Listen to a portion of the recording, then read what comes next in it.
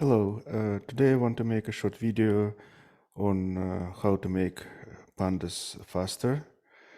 So I'll be talking also about pandas alternatives. I'll be talking about using iteros versus apply versus vectorizing versus column operations like with masking, and how to decrease memory usage in pandas. Talking about alternatives, we'll cover in Python, we cover Polaris, Dask, Ray, Modin, and Vix, and in R, data table, and dplyr. Not sure how to pronounce it. So first of all, polars.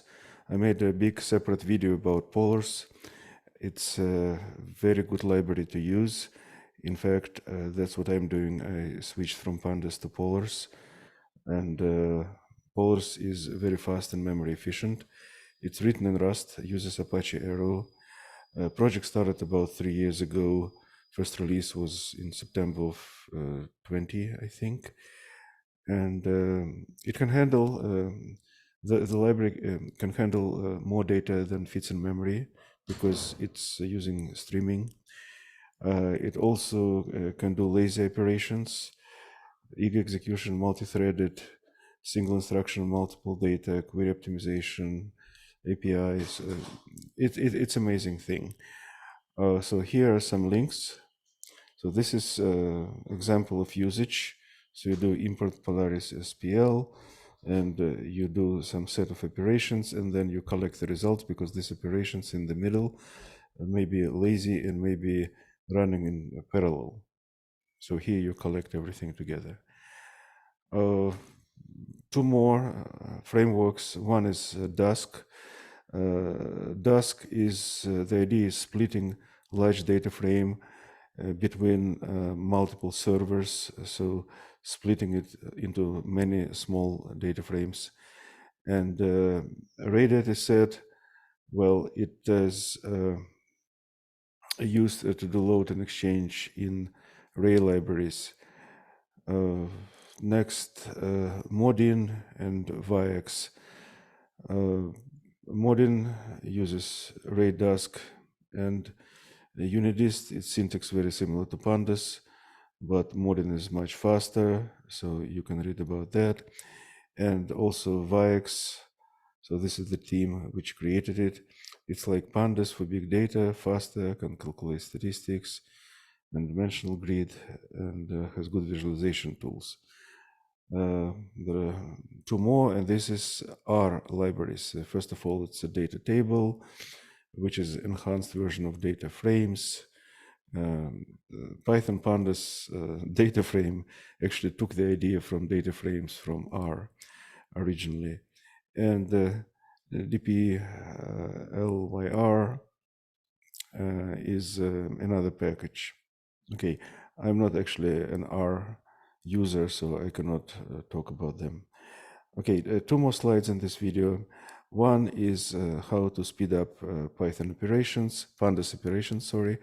And these are several links which discuss this and do multiple tests. And what I want to make clear, like for example, when you go through rows of a data frame, you can go explicitly using iteros, row by row. You can use apply method based on some criteria.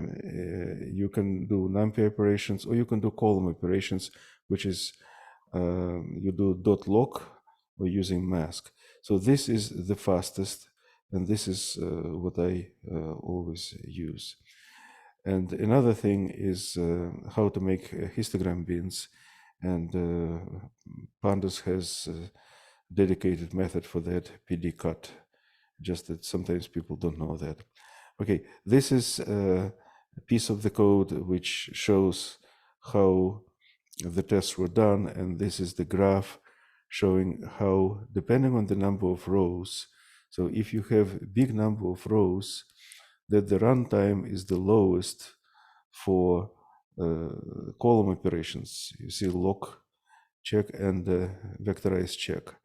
And then apply and iteros take the longest time. And note that this is logarithmic scale. So here it's about how many times? Almost, yeah, it's like 100 times faster than the slow operations. Okay. How to decrease memory usage in Pandas? Well, many ways. First, only use columns that you need, remove others. Use smaller numeric types. By default, it uses int64 or it uses float 64. And if you don't need precision like that, you can just change the type of the column, make it smaller. So this is an example how when you're reading, you can specify the types. Using category is also a very good way to decrease memory and make things faster. And here you see example of converting the type.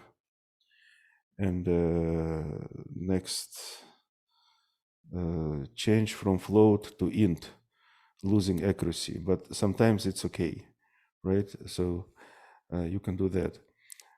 Get a random subset of data. Instead of using the whole data frame, use just a random small subset of it.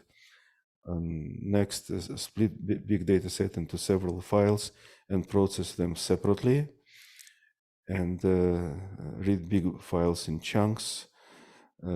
I've done it before. So you read a chunk of a file, you process it, make it smaller, and then next chunk, and then next chunk, and then you'll be able to process the whole thing. So this is it for today's presentation, and let me stop the recording.